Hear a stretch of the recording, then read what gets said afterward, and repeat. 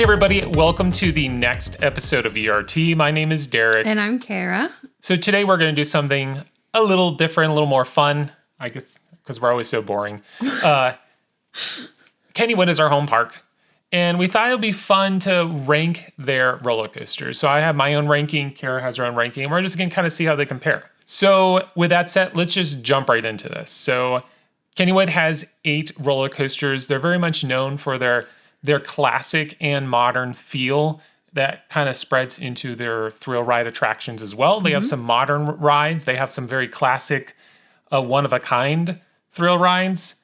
Roller coasters, similar too. Some of their layouts are very unique. I would argue probably one of the kind in the world, just how they use the terrain. Yeah, let's just get right to it. So number 8 I have is Lil Phantom, which is their kiddie coaster.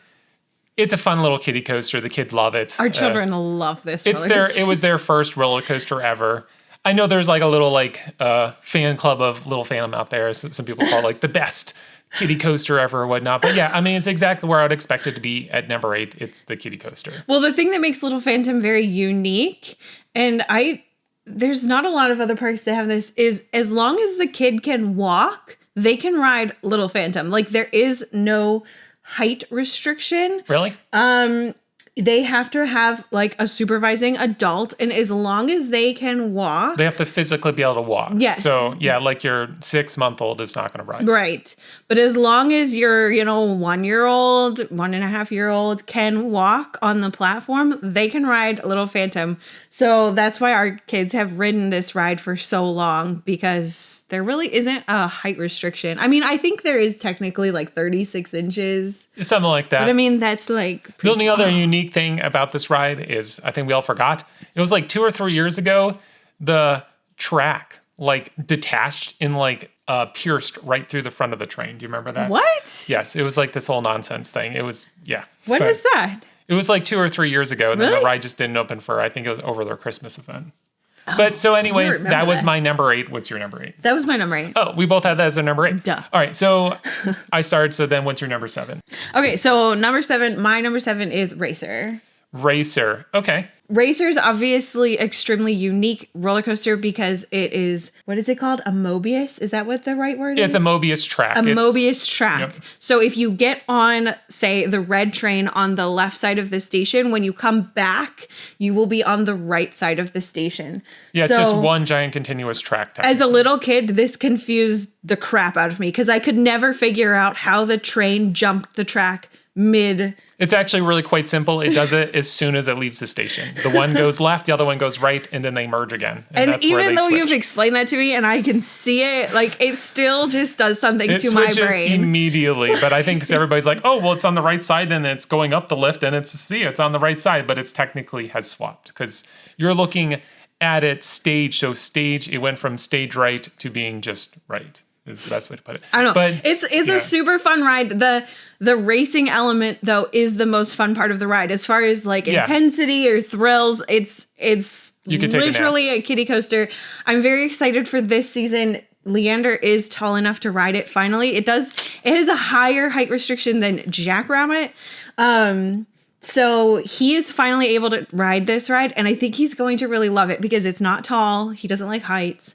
It's not tall. It's not super fast. I don't know. I did take him on, was it Woodstock Express, and he didn't really enjoy that one. So, I feel like Racer is even less intense than that. Like, yes, it's really boring, speaking of which, Racer is also my number 7 as well. To me, it's kind of like I ride it once or twice in the season, and then I'm good. Like, I just, it's fine. It has a really slow boarding process. It boards the 2 trains, and if you aren't lucky enough to walk onto the ride, you can end up waiting another half an hour or so to get in. It's just really slow. I think the one day we added up when I was hanging out with friends, it was like 10 minutes every cycle, give or take. Sometimes it's quicker, sometimes not. But yeah, it's a really slow, tedious process. But the ride itself is fine. It's just basic, smaller-esque wooden roller coaster. It is fun. A couple good moments, but It was open. It was open this year in like 2024 meeting. Yes. 2024. It was open for the Christmas event for Holiday Lights for the first time. Yeah. And people were really psyched about riding Racer. That's where I felt like that's when that coaster shines more, is at an event like that. I was gonna say everyone was cheering, and like the racing element was, everybody was competing, and you could tell it was so much fun. It was great. All right, so moving on, my number 6, probably might be a little controversial, is Thunderbolt. Yeah. I just never really been a huge fan of the ride. You're not a Thunderbolt person. I like the concept of it, how you dive out of the station and it has the biggest drop as the last drop of the ride. I love how it uses the terrain. It just doesn't really do that much for me. And plus, I guess the other thing is we're usually there with our kids. Braylon can ride, but she just doesn't really care to ride. So then usually that means we can't ride. Because you have to have a partner. You have to have a partner to ride this ride. You have to have a partner to ride Thunderbolt. So I have marathoned it in the past. I've been on it plenty of times. It's just never been my favorite. So that's my number 6. Number 6. Okay, so my number 6 is Exterminator. Okay. Which I feel like is the roller coaster that everyone forgets exists at Kennywood. Like, wait, what? Oh yeah, Exterminator, back in the corner of the park. Okay, yes. Our kids, my daughter doesn't like to do anything indoors, so which is why we don't really ever ride Exterminator. It's a wild mouse coaster that is in the dark, mostly in the dark, and it spins. It's fun, but the wait is almost always excruciatingly long, and to me, it's just not worth it. As far as the wait goes. I will have some things to say, but we'll get to it. When we get to it. But I remember when Exterminator opened. I remember when it opened like in its prime, and you had the television sets that were inside that had their like little pre-story kind of thing going on, and all of the lights in the inside part of the queue were working, and the sirens would go off and all sorts of things. And obviously it kind of scared me as a little kid. All of that has kind of been stripped away. They've brought some of it back, but Exterminator just isn't at the top of my list, obviously, at Kennywood. All right, so what is your number 5? Okay, so my number 5 is Thunderbolt. Okay, yeah, which we kind of talked about. I mean, so you like Thunderbolt more than you like Exterminator. So. I do. I would prefer to go ride Thunderbolt, even though you have to have a partner. It's probably mostly because I have like nostalgia glasses when Which it comes I do not to Thunderbolt. I grew up going to Kennywood. My mom has stories about riding Thunderbolt, so I kind of attached myself to those stories. I love how Thunderbolt interacts with... Thunderbolt picture right there, too. I love how Thunderbolt interacts with the crowd and the midway and the potato patch stand. You also can't forget how Thunderbolt interacts with Phantom. And if you can catch a ride where Thunderbolt is diving down into the valley and Phantom at the same time, it is just the coolest experience ever. I've had that myself. It's really fun. It is so fun. So my number 5 is not Exterminator. It is going to be Jackrabbit. So to me, Jackrabbit, it's fun. It has that one really good moment, which is the double down. Great moment of airtime. Maybe possibly the best moment of airtime in the park. I don't know. But other than that, it just turns. Like you're just waiting on that ride for that one drop, and then it's over. Well, okay, it's just literally a circle. So, and obviously, I know it sounds like I'm criticizing. Yeah, of course I am. And I know the coaster is over 100 years old. So obviously it's not going to be insane. It's a great starter coaster. I have a lot of appreciation for that roller coaster. It's obviously the one that's held us over during the winter because that one's always been open over the Winterfest and all that. But Holiday Lights. Yeah, it's still a good coaster. Braylon's first bigger roller coaster. I think it's a lot of people's bigger first roller coaster that are from around the Kennywood area. The height restriction used to be super low. Yeah, I think it's 36 inches now. No, or is it 42? It used to be 36 inches. I think it's 42 now. It's either, or maybe even most a little higher. Most family coasters start at, it is 42, because I believe Racer is at 44 or 46. I think it's 46. But, so yes, that is my number 5. All right, so my number 4 is now Exterminator. Okay, and you said you have thoughts? So, yes, you had it ranked a little bit lower. High. So, to me, 4. Exterminator, yes. If you take it outside of its shell, it's your basic carnival spinning wild mouse roller coaster. However, inside the warehouse, It's dark. The theming isn't like super insane, but it's just enough to kind of give you this like cheesy little whatever feel to it. Sure. And I really love it. So much fun, especially spinning around in the dark.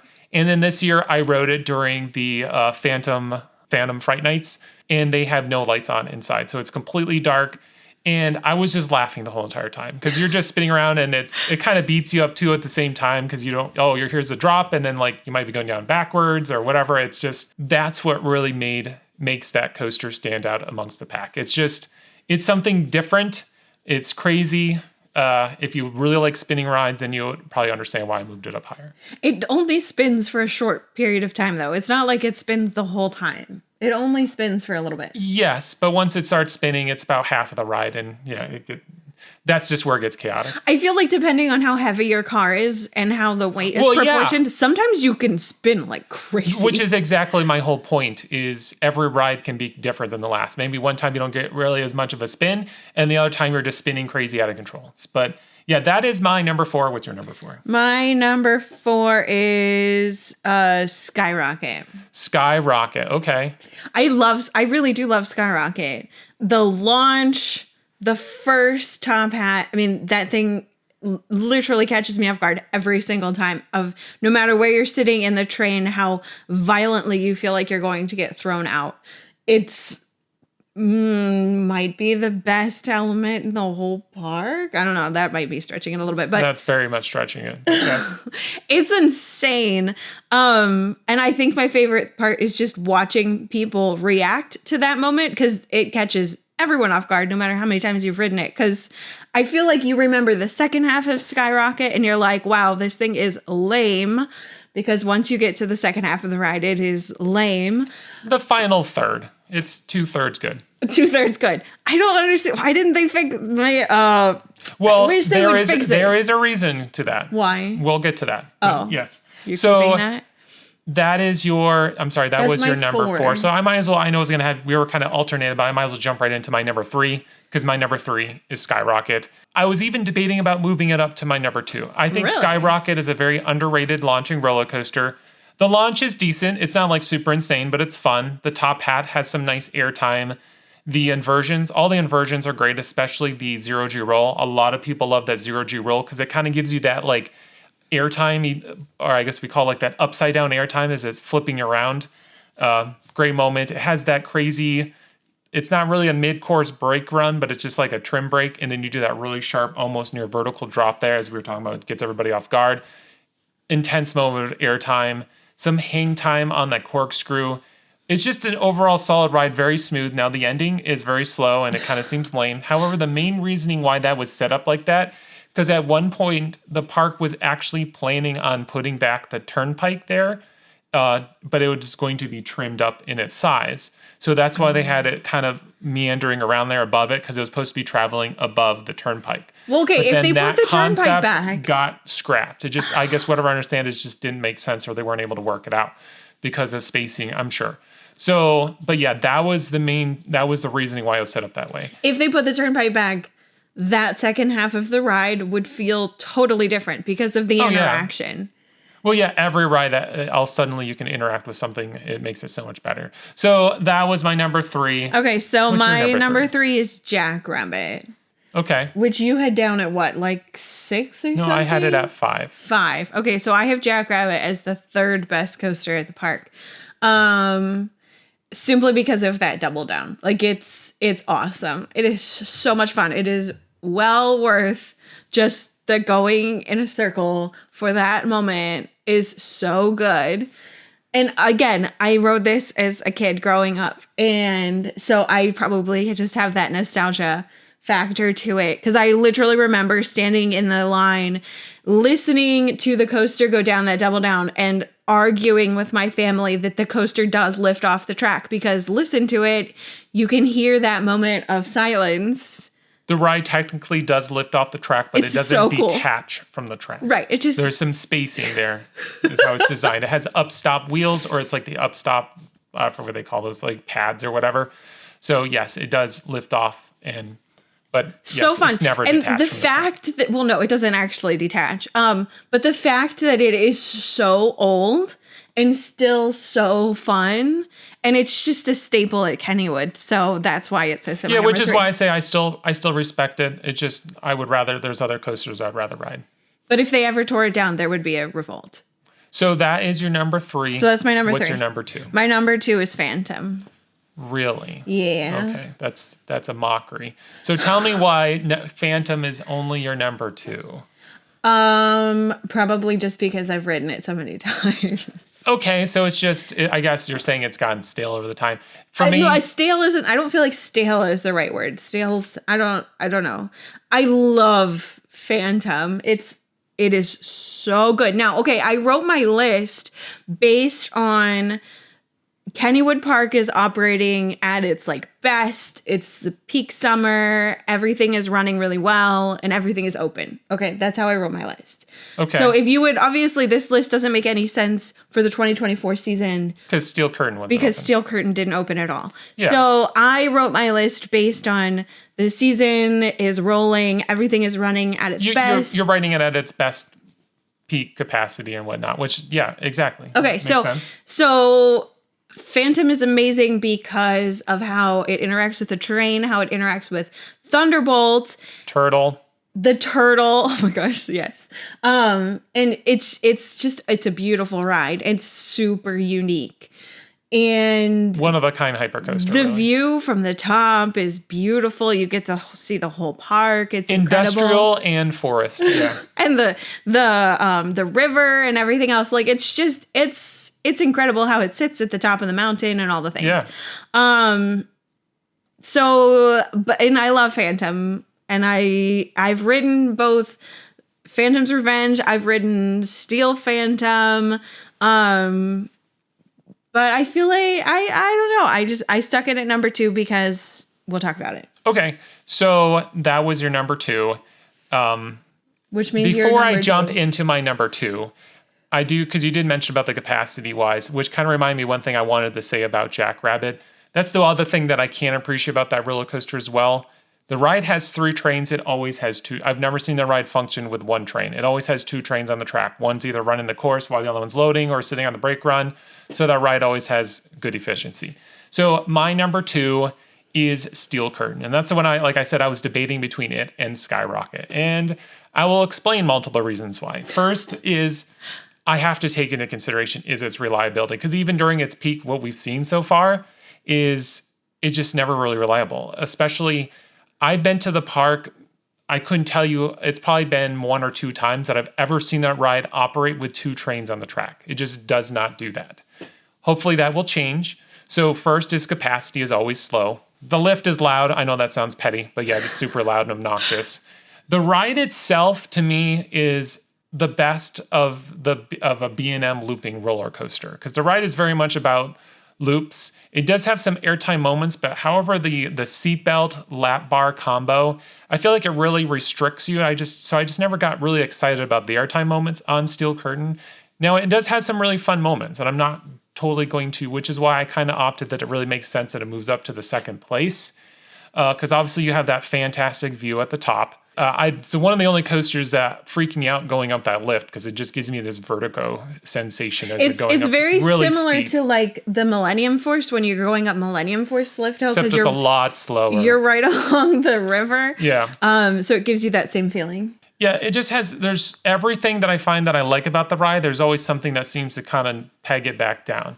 Like, again, even back to like the seating restraints or whatnot. They have problems with the seatbelt itself, where the seatbelt, it happened to me, the seatbelt would not unbuckle. So then you got to wait for maintenance to come by and they got to unbuckle it. And it's this whole thing. Like, we were there the one day and I think we saw it happen like 2 or 3 times. Hopefully all these problems will get fixed when the ride is allegedly opening in 2025 this year. I mean, the layout is solid, has some great moments. To me, I feel like the ride really starts to shine the second half. Once you do that big giant airtime hill over the pathway, from there, I feel like the ride really hits its stride and then it's over. But yeah, that's why. But it's number 2. I'm not at all saying it's a bad coaster. It's a good coaster. It's a great coaster. So The reason I have it as my number 1 is I was taking into consideration, you were talking about the midway. Yeah. How it does dive upside down over the midway is incredible. The way it reacts with the lagoon that's there in the middle of Kennywood, and the midway, how it goes out and over and comes back is so cool. And people just love to stand and watch it. Yeah, it's a really good interactive It's coaster. so much fun. And I love the theming. Now, okay, I'm not a Pittsburgh Steeler fan, but I did grow up in Pittsburgh. So I could care less about football and if they had a good season or a bad season. I don't really care.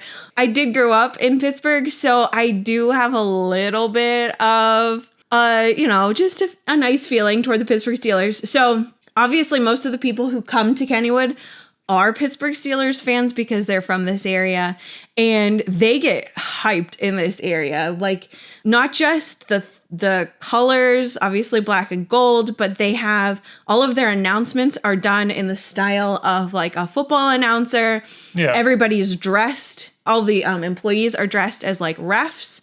So the black and white, the music that if you can hear it, because that chain lift is so obnoxious. Oh, come on. The music that they play while you go up is Renegade, which is obviously like the Pittsburgh Steelers, one of their songs.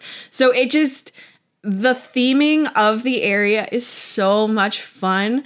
And even though I'm not really a football person, it makes me want to go watch some football.